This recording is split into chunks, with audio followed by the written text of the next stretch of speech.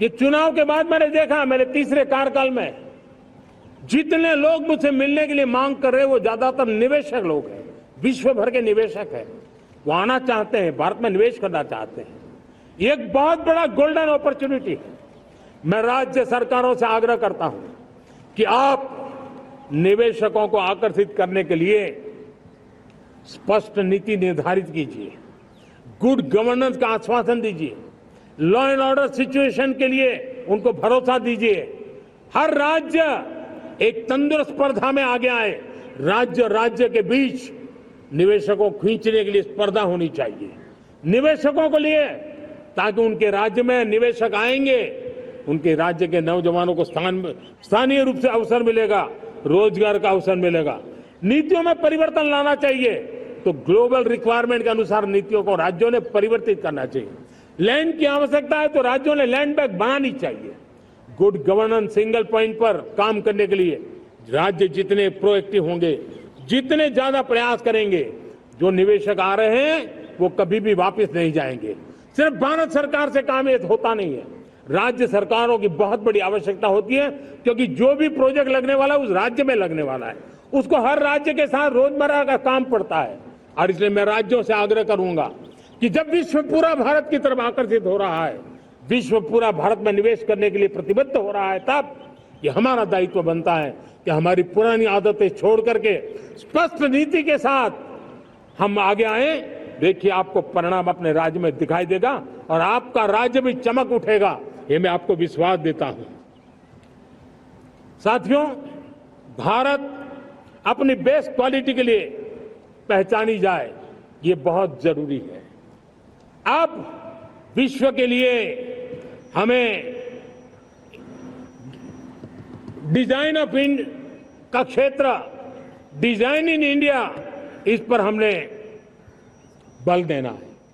हमें कोशिश करनी है अब इंडियन स्टैंडर्ड इंटरनेशनल स्टैंडर्ड बनने चाहिए। इंडियन स्टैंडर्ड इंटरनेशनल स्टैंडर्ड बनेंगे तब हमारी हर चीज को सहजता से मोहर लग जाएगी और ये हमारे प्रोडक्शन की क्वालिटी पर निर्भर करेगा, हमारी सेवा की क्वालिटी पर निर्भर करेगा, हमारे अप्रोच की क्वालिटी पर निर्भर करेगा। और इसलिए हमें क्वालिटी पर बल देकर के आगे बढ़ना है। हमारे पास टैलेंट है, डिजाइन के क्षेत्र में हम दुनिया को बहुत कुछ नया दे सकते हैं। डिजाइन इन इंडिया, इस आह्वान को लेकर के हमें अब आगे चलना है। Design in India and design for the world, इस सपने को लेकर के चलना है।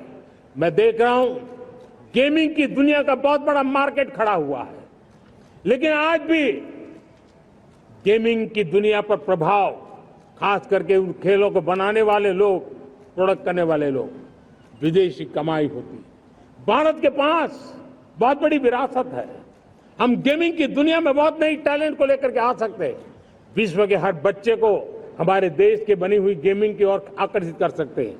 मैं चाहता हूं कि भारत के बच्चे, भारत के नौजवान, भारत के आईटी प्रोफेशनल्स, भारत के एआई के प्रोफेशनल्स, वे गेमिंग की दुनिया को लीड करें। खेलने में नहीं, गेमिंग की दुनिया में हमारे प्रोडक्ट पूरे विश्व में पहुंचने चाहिए और पूरी दुनिया में हमारे एनिमेटर्स काम कर सकते हैं। एनिमेशन की दुनिया में हम अपनी दाग जमा सकते हैं। हम उस दिशा में काम करें। मेरे प्यारे देशवासियों, आज विश्व के अंदर ग्लोबल वार्मिंग, क्लाइमेट चेंज हर क्षेत्र में चिंता और चर्चा का विषय रहता है। भारत ने उस दिशा में काफी कदम उठाए हैं। हम विश्व को आश्वस्त करते रहे हैं और शब्दों से नहीं, अपने कार्यों से, प्राप्त परिणामों से हमने विश्व को आश्वस्त भी किया है और विश्व को आश्चर्यचकित भी किया है। हम ही हैं जिन्होंने सिंगल यूज प्लास्टिक पर प्रतिबंध लगाया है। हमने रिन्यूएबल एनर्जी पर विस्तार किया है। हमने रिन्यूएबल एनर्जी को एक नई ताकत दी है।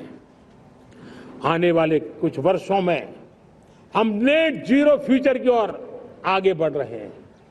मुझे याद है पेरिस अकॉर्ड में जिन देशों ने अपने लक्ष्य निर्धारित किए थे, आज मैं लाल किले की प्राचीर से मेरे देशवासियों की ताकत दुनिया को बताना चाहता हूं। G20 देश के समूह जो नहीं कर पाए वो मेरे देश के नागरिकों ने करके दिखाया है, मेरे देशवासियों ने करके दिखाया है, हिंदुस्तान ने करके दिखाया है। पेरिस एकॉर्ड के अंदर जो टारगेट हमने तय किए थे उन टारगेट को समय से पहले पूरा करने वाला G20 देशों के समूह में अगर कोई है तो एकमात्र मेरा हिंदुस्तान है, एकमात्र मेरा भारत है। और इसलिए गर्व होता है साथियों। रिन्यूएबल एनर्जी के टारगेट हमने पूरे, हम 2030 तक रिन्यूएबल एनर्जी को 500 गीगावाट तक ले जाने के लिए मकसद से काम किया। आप कल्पना कर सकते हैं कि कितना बड़ा लक्ष्य है।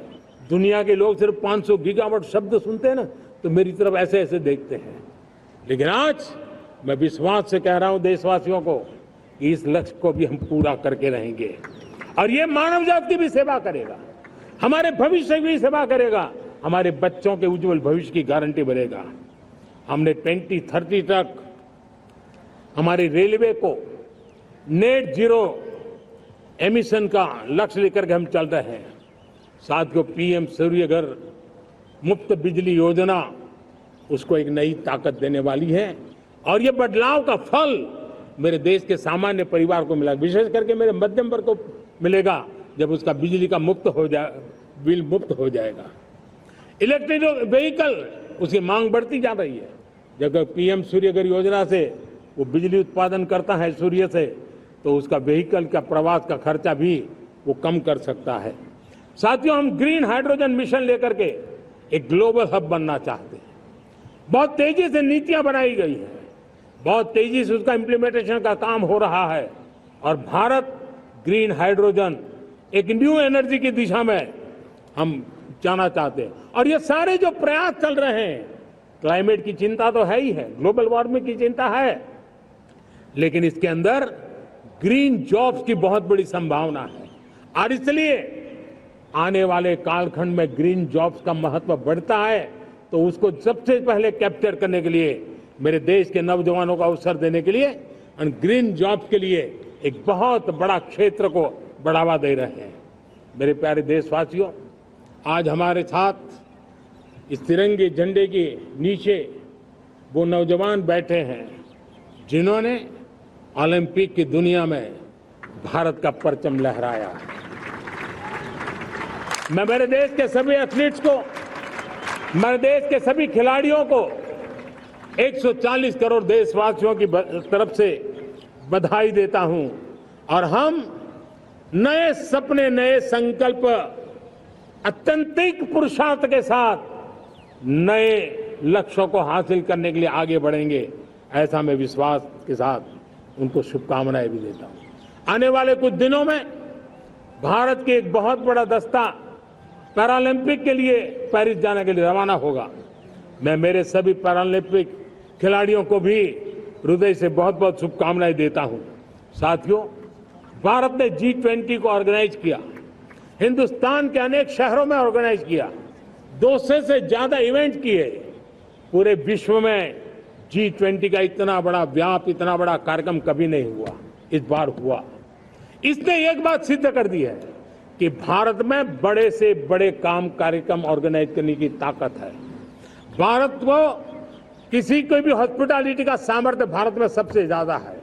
अगर ये सिद्ध हो चुका है तो साथियों, हिंदुस्तान का सपना है कि 2036 में जो ओलंपिक होगा वो मेरे हिंदुस्तान की धरती पर हो।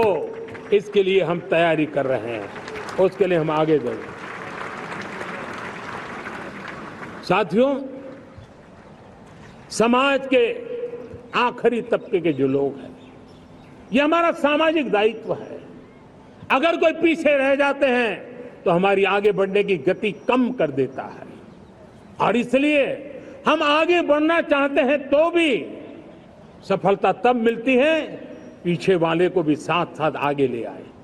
और इसलिए हम सबका दायित्व बनता है कि हमारे समाज में आज भी जो क्षेत्र पीछे रह गए हैं, जो समाज पीछे रह गए हैं, जो लोग पीछे रह गए हो, हमारे छोटे छोटे किसान हो, हमारे जंगलों में रहने वाले मेरे आदिवासी भाई बहनों, हमारी माताएं बहनें हो, हमारे मजदूर हो, हमारे श्रमिक साथी हो, हमारे कामगार लोग हो, इन सबको हमें बराबरी में लाने के लिए, हमारे बराबर लाने के लिए भरपूर प्रयास करना है। लेकिन अब गति पकड़ गई है, अब लंबे दिन तक हमें वो करना नहीं पड़ेगा, बहुत जल्द वो हमारे पास पहुंच जाएंगे, हमारी बराबरी में आ जाएंगे, हमारी ताकत बहुत बढ़ जाएगी और बड़ी संवेदना के साथ हमें इस काम को करना है। और इसके लिए एक बहुत बड़ा अवसर आ रहा है।